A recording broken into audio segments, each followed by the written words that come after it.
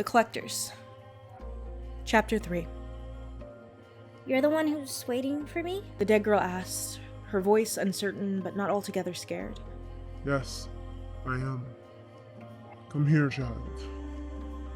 The dead girl seemed to hesitate for a moment, and then it raised its foot to take the final step onto the bridge. No! The command tore from Remi's throat before the thought to issue it had even fully formed. Come here. The second command burst forth just as quickly and firmly as the first, and Remi was striding forward even as the fraudulent child was scuttling back toward him, as though drawn by an invisible rope, reeling it back to his side. Suddenly, Remi found himself just a few steps from the foot of the bridge, the strange creature looming above him. The ghost girl stood at his side, but with a sharp word he commanded her to step further away, behind him. A cold sweat beaded against his forehead and along his back. He hated when this happened. When his body moved without his permission, as if following an instinct he knew nothing of. It happened a lot in the beginning of all of this. The first year of seeing dead people had been a hellscape, never knowing what his body might do without his permission, where his legs might take him, and what his mouth might speak. In the last 3 years, he had gotten most of the impulses under control and had been able to master his own being once more. This setback, this feeling of losing control once again, made bile trip up his throat and stall at the back of his mouth. "You don't belong here," Remi told the thing as he stood before it. Remi's brown eyes locked shakily on its gray face. "Go back the way you came." The thing's smile slid from left to right for a brief second in a way that made Remi's skin crawl, as though it were surprised or angry. Ferryman, It said, its mouth not moving at all to release the sound, its voice once again reverberating inside Remi's skull like a cold, pulsing thing. I believe your job is done here. You may leave your fare with me. "Go back the way you came," Remi repeated. His voice felt different as he said it. It felt like it vibrated at the back of his throat. He feared for a moment the bile that was stored there. The creature frowned then. It was less like the corners of its mouth went from pointing up to pointing down, and rather like it just inverted itself, sliding again like ink in water, pulling at the flesh of its cheeks, but not moving its eyes at all. You cannot command me. Ferryman, I am not a passenger for you to deliver.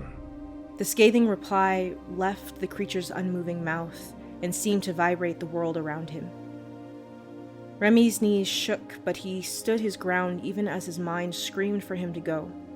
Despite his body calling the shots without input from his mind, he did not know what to do from here.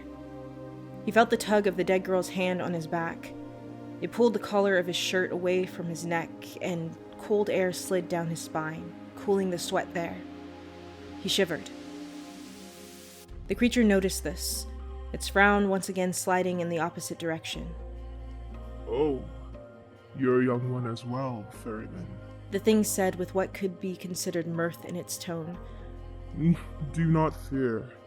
Your charge will be safe with me.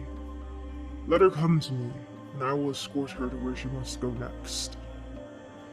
Remi said nothing, even as his mind raced. That was probably a lie, right?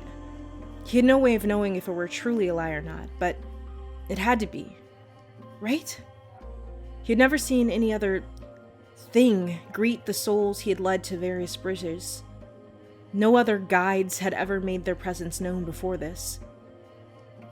But he couldn't say that for sure, could he? Save for the first year of this madness, he had always left before the dead person had reached the bridge, not bothering to watch them cross, having already done his job in getting them there. Maybe this creature, or others like it, had in fact been there every time. Maybe he had missed it. But it didn't matter the logic his brain tried to use. His body remained unmoved.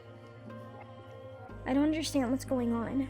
Came a whimper from the waif behind him. You were supposed to take me home. Home is this way. The fiend before him responded to the once child. You just need to take my hand. Remi felt the fist in the back of his shirt tighten. The waif's small head fell against his back, and he could feel the tremor that raced through its body as it shook its head against his lower back. I'm not supposed to go with strangers. It said, voice thick with tears. And this ferryman is not a stranger to you? The creature asked, frown sliding eerily in place once more, this time with more teeth bare. You follow him. There was more shaking of the head pressed into his back, but no other response. Remi was not sure what to do.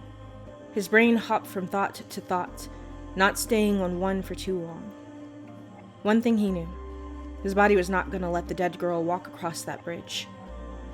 We're going, he found himself saying. He considered the words as though someone else had spoken them, and then nodded in agreement.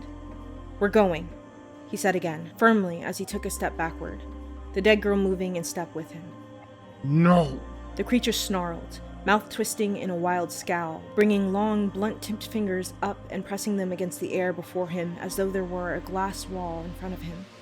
Come here, girl. It snapped, voice like a whip.